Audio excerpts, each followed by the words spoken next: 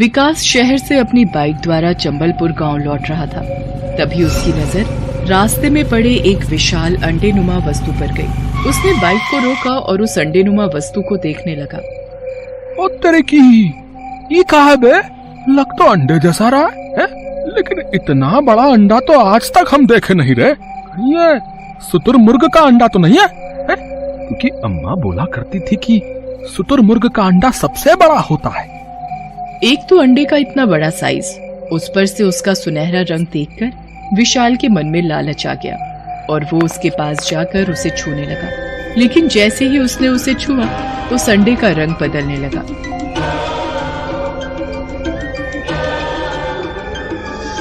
कुछ ही पलों में सुनहरे रंग का वो अंडा बिल्कुल काले रंग में बदल गया और धीरे धीरे वो खुद ब खुद चटकने भी लगा।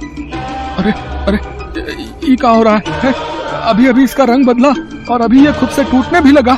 कुछ ही पलों में उस विशालकाय अंडे से पहले 2 पैर बाहर आए। वो पैर बहुत ही भयानक थे। उसके नाखून बहुत बड़े बड़े थे। उन नाखूनों से खून भी टपक रहा था। विशाल ने जैसे उन भयानक पैरों को देखा, उसकी घिघी बंद गई। ये तो किसी चुड़ैल का पैर लग रहे हैं।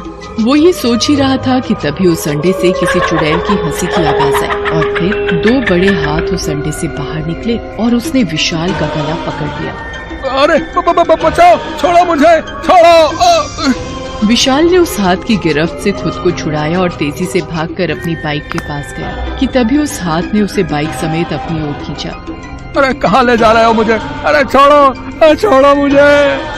कुछ ही देर में एक भयानक चुड़ैल का चेहरा उस अंडे से झांकता हुआ दिखा। उस चेहरे को देखकर विशाल बहुत डर गया। कुछ पलों में ही विशाल अपनी बाइक समेत उस अंडे में समा गया।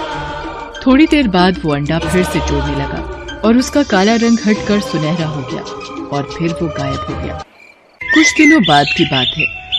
चंबलपुर गांव के कुछ बच्चे उसी रास्ते के बगल में क्रिकेट खेल रहे थे। राजू गेंदबाजी कर रहा था, लेकिन वो बहुत ही तेज गेंद फेंक रहा था, जिसके कारण मोहन उसकी बॉल को अपने बल्ले से मार नहीं पा रहा था। और तो और वो 2 बार आउट होने से भी बचा था। क्या हुआ मोहन? कह रहे थे कि मेरी हर बॉल पर छक्का मारोगे हैं? लेकिन लग रहा है कि अंडा खाकर ही तुम आउट हो जाओगे। उसकी बातों को सुनकर बाकी के बच्चे बबलू, गोपी और टिंकू जोर जोर से हंसने लगे। मोहन को उन सभी की हंसी चुप गई। वो उन्हें गुस्से में घूर कर देख रहा था। तभी राजू ने एक बार फिर मोहन का मजाक उड़ाते हुए कहा, भाई दिक्कत हो रही तो हलवा बॉल फेंकता हूँ। क्यों फेंकू? भाई जितना दम है उतना दम लगाकर बॉल फेंक ले। इस बार तेरी बॉल इतनी दूर जाएगी कि तू देखता रह जाएगा। राजू ने मोहन की ओर मुस्कुराकर देखा और गेंद फेंकने की तैयारी करने लगा। इस बार उसने पहले से भी अधिक तेज गेंद फेंका, लेकिन मोहन ने उतनी ही तेजी से उसकी गेंद पर बल्ले से मारा और फिर गेंद हवा में बहुत ऊंची उड़ते हुए बहुत दूर स्थित झाड़ियों में जा गिरी और खो गई। अरे तूने इतनी जोर से बॉल क्यों मारी? अब खो गई ना बॉल, अब कैसे खेलेंगे हम लोग? तू ही तो बड़ा चैलेंज कर रहा था मुझे। चैलेंज कर रहा था इसका क्या मतलब? बॉल इतनी जोर से मारी कि खोई गई। चल अब मेरी बॉल निकाल, नहीं तो बॉल के पैसे दे। ये क्या जबरदस्ती है, हैं? खेल खेल में तो बॉल किसी के भी खो सकती है ना। हो सकता है कि वो तेरे से ही खो जाती। ये कहकर राजू ने गुस्से में मोहन को धक्का दे दिया। अरे इस तरह तुम लोग लड़ क्यों रहे हो? लड़ने से बॉल तो वापस आने से रही। क्यों ना हम सब मिलकर झाड़ी से बॉल ढूंढने की कोशिश करें, क्योंकि ढूंढने से तो 100% गारंटी है कि बॉल मिल जाए, लेकिन लड़ने से बॉल मिलने की कोई गारंटी नहीं है। उसकी बात सुनकर सभी बच्चे दूर उस झाड़ी के पास गए और बॉल को ढूंढने लगे। तभी राजू जोर से चिल्लाया, अरे भाई, ओए ये देख यार, ये क्या है? इतना बड़ा अंडा। सभी बच्चे उस सुनहरे अंडे को घूरने लगे।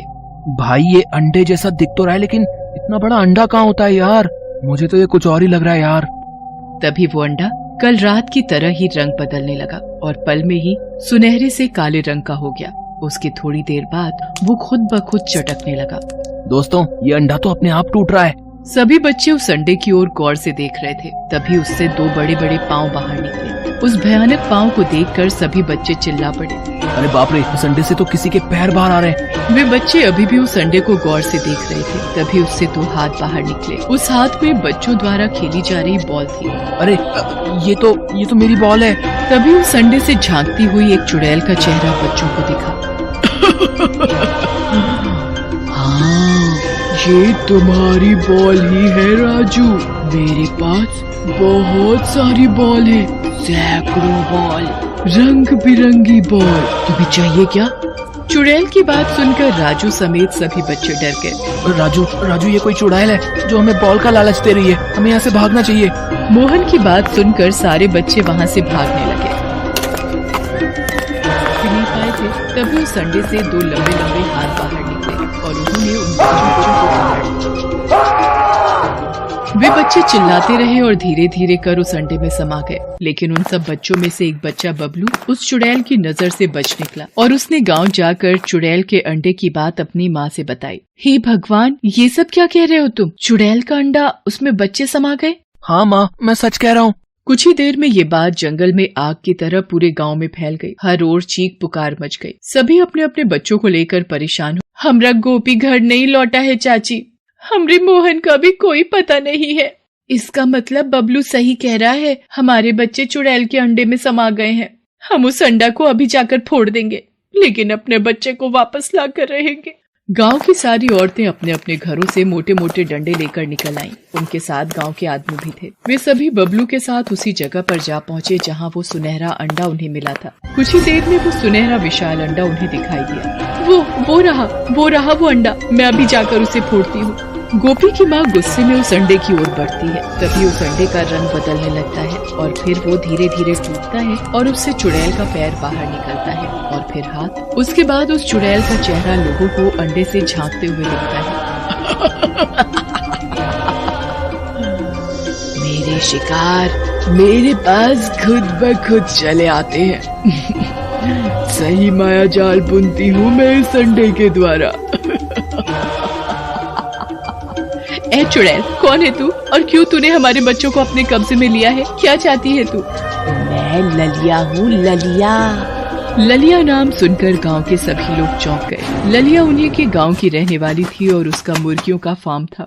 ललिया मुर्गी के अंडों का व्यवसाय करती थी और गांव और शहर दोनों के मार्केट में अंडों की सप्लाई करती थी। उसका काम बहुत अच्छा चल रहा था, इसलिए उसने अंडों को ढोने के लिए एक छोटी सी गाड़ी भी खरीद ली थी।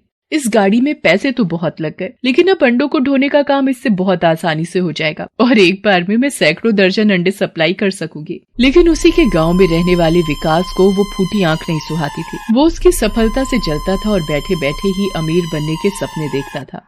बहुत पैसा कमा रही है ये अंडों का काम करके है। अगर मैं इसे मार दूं तो इसका पूरा का पूरा धंधा मेरा होगा, है कि नहीं? और इसकी पूरी की पूरी कमाई भी। एक दिन ललिया मुर्गियों के अंडे शहर में सप्लाई करने अपनी गाड़ी से जा रही थी, लेकिन उसे पता नहीं था कि विकास ने उसकी गाड़ी का ब्रेक फेल कर दिया है। वो अपनी धुन में जा रही थी, तभी एक जानवर उसकी गाड़ी के आगे आ गया। उसने ब्रेक लगाया, लेकिन अरे ये गाड़ी क्यों नहीं रुक रही और ये ब्रेक क्यों नहीं लग रहे? ललिया ने बहुत कोशिश की, लेकिन गाड़ी नहीं रुकी और उसका भयानक एक्सीडेंट हो गया और वो वहीं मर गई। उसके सारे अंडे भी गिरकर टूट फूट गए। ललिया मरते ही चुड़ैल बन गई और उसकी आत्मा उन गिरे अंडों में प्रवेश कर गई और पल में ही उन अंडों का आकार विशालकाय हो गया। मैंने विकास से अपना बदला ले लिया और खामोशी से सो गई, लेकिन उस दिन इन बच्चों ने इतनी जोर से बॉल को मारा कि बॉल मेरे अंदर प्रवेश कर गई। अब मैं किसी को नहीं छोड़ूंगी, किसी को नहीं। ललिया, तेरे साथ जिसने बुरा किया उसे तो तूने मार दिया, अब इन बच्चों के पीछे क्यों पड़ी हो? बच्चे तो भगवान का रूप होते हैं, इन्हें मार दोगी तो फिर तुझे कभी मुक्ति नहीं मिलेगी, कभी नहीं।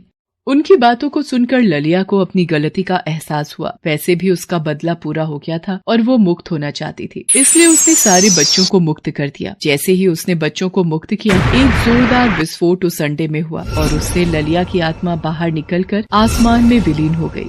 हेलो दोस्तों, कैसे हैं आप सब?